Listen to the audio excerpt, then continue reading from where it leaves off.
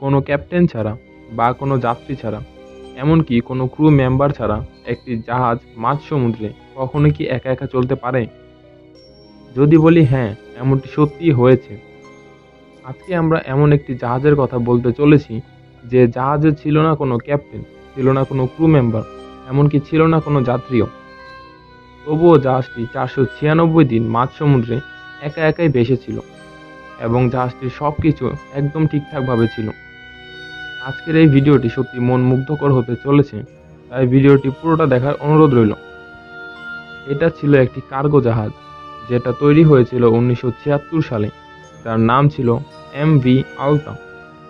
প্রথমে তার নাম ছিল তানানগার, পরে মালিকানা বদলের কারণে কয়েকবার তার নাম পরিবর্তন হয়েছিল।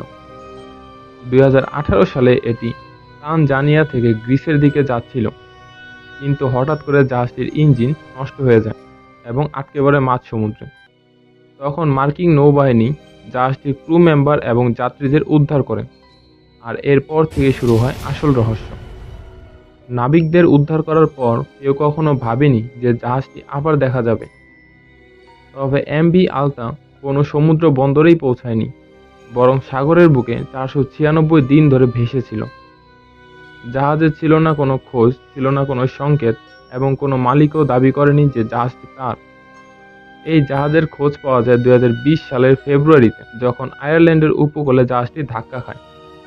যখন জাহাজটি পাওয়া যায়, তাতে ছিল না কোনো মানুষ, ছিল না কোনো খাবার, ছিল না কোনো কার্যকারী যন্ত্র, কিন্তু সবকিছু ঠিকঠাক জায়গাতে ছিল।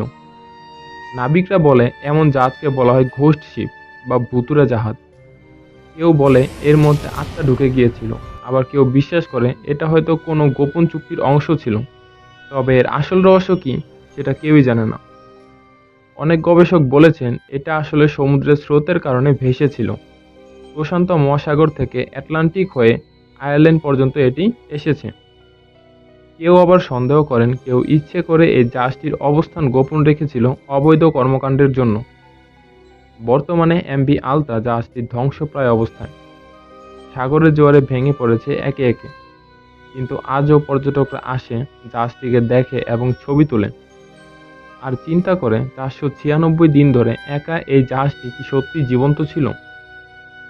একটি জাহাজ যার নেই কোনো দিক নির্দেশনা, নেই কোনো চালক, তবুও চলে গেছে অজানার দিকে। এটাই এমভি আলতা। তুমি কি বিশ্বাস করো এটা একটা ভুতুড়ে জাহাজ ছিল, নাকি এটা শুধুই এক অসম্ভব কাকতালীয় ঘটনা?